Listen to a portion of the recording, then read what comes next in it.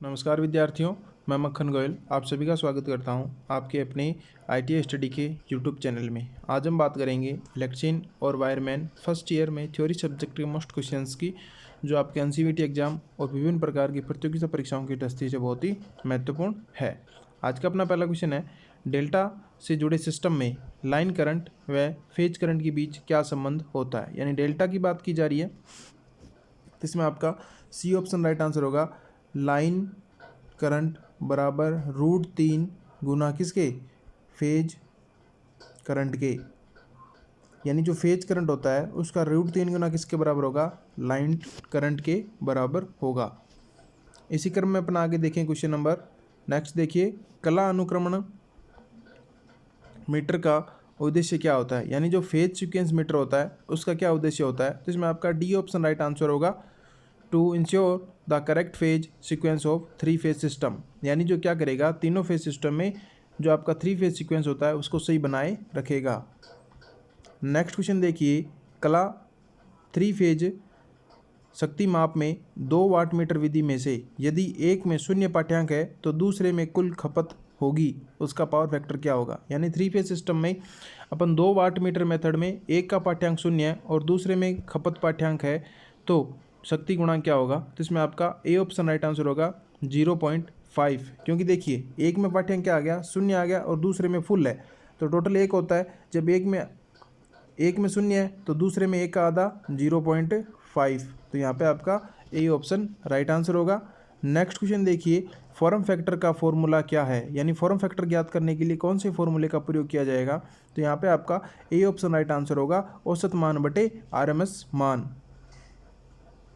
Next question अपने पास में, समांतर परिपथ में धारा के कुल विरोध के रूप में किस विद्युत शब्द को परिभाषित किया जाता है। यानी जो ऐसी समांतर परिपथ होता है उसमें धारा के कुल विरोध के रूप में किस विद्युतीय शब्द का प्रयोग करेंगे, तो यहाँ पे आपका सी ऑप्शन राइट आंसर होगा, एडमिटेंस। नेक्स्ट क्वेश्चन देखिए, किसी ऐसी परिपथ में वोल्टेज V व करंट I के बीच कला के में संबंध है। यानी जो AC में दे रखा है धारा व वोल्टेज, तो उसके अंदर जो फेज संबंध है उसके अंदर कौन सा संबंध होगा। तो इसमें आप में 4 ऑप्शन देखें, तो यहाँ पे आपका बी ऑप्शन राइट आंसर होगा, प्रतिरोध एवं प्रेरकत्व परिपथ। नेक्स्ट क्वेश्चन देखिए अपना, 3 फेज प्रणाली में यदि सक्रिय शक्ति 4 kW आभासी शक्ति 5 kVA है तो प्रतिक्रियाशील शक्ति की गणना कीजिए। तो यहाँ पे आपका सी ऑप्शन राइट आंसर होगा, 3 kVAR। नेक्स्ट क्वेश्चन देखें, RLC श्रेणी परिपथ में किस स्थिति में अनुनाद होगा। तो यहाँ पे अपना बी ऑप्शन राइट आंसर होगा। यानी जो रेजोनेंस स्थिति होगी वो कौन सी होगी, तो इसमें प्रेरकीय प्रतिघात XL व धारितीय प्रतिघात XC अगर बराबर है तो RLC सर्किट क्या होगा, आपका रेजोनेंस सर्किट होगा।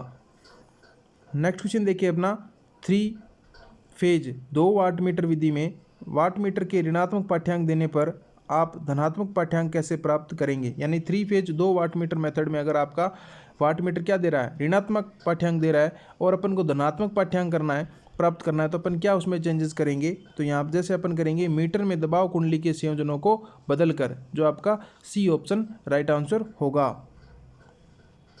नेक्स्ट क्वेश्चन देखिए, जवा वक्रीय AC के लिए फॉर्म फैक्टर क्या है। तो यहाँ पे आपका 1.11 बी ऑप्शन राइट आंसर होगा।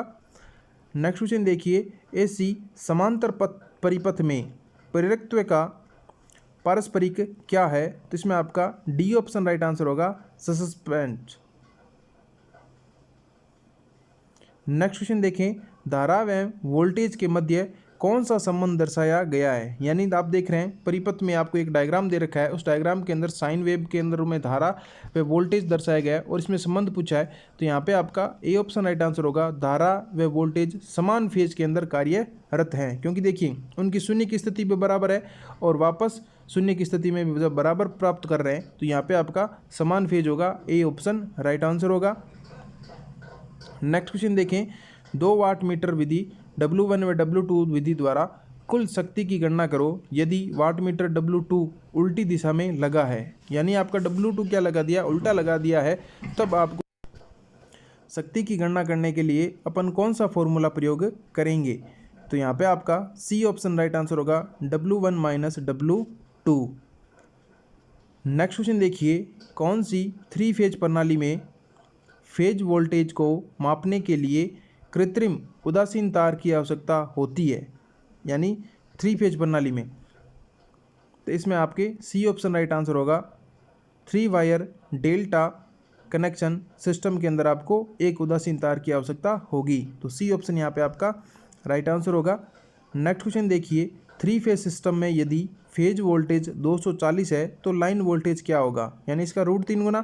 तो जैसे 240 को अपन √3 से मल्टीप्लाई करेंगे तो C option 415 voltage. Next question देखें अपना, फॉर्म फैक्टर का सूत्र क्या है, तो यहाँ पे आपका ए ऑप्शन राइट आंसर होगा, प्रभावी मान बटे औसत मान।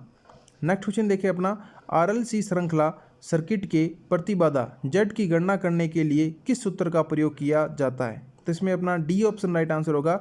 Z बराबर √R² प्लस कोष्टक XL XC का होल स्क्वायर। डी ऑप्शन यहाँ पे आपका राइट आंसर होगा। अब नेक्स्ट क्वेश्चन देखिए, 3 फेज शक्ति माप में 2 वाट मीटर विधि में यदि 1 वाट मीटर ऋणात्मक पाठ्यांक दर्शा रहा है तो पावर फैक्टर क्या होगा, तो यहाँ पे अपना डी ऑप्शन राइट आंसर होगा, 0.5 से कम। नेक्स्ट क्वेश्चन देखें, 3 फेज एसी परिपथ में कालांतर कोण कितना होता है, यानी देखिए 3 फेज सिस्टम की बात हो रही है तो अपन को पता है यहाँ पे आपका B option 120 degree right answer होगा, और यही अगर सिंगल फेज की बात की जाए तो 90 डिग्री कालांतर कोण प्राप्त होगा। नेक्स्ट क्वेश्चन देखें अपना, किस स्थिति को अनुनाद RLC सर्किट कहा जाता है, तो यहाँ पे आपका सी ऑप्शन राइट आंसर होगा, यानी XL और XC का मान अगर बराबर हो तो वो आपकी रेजोनेंस स्थिति कहलाती है, तो सी ऑप्शन राइट आंसर होगा।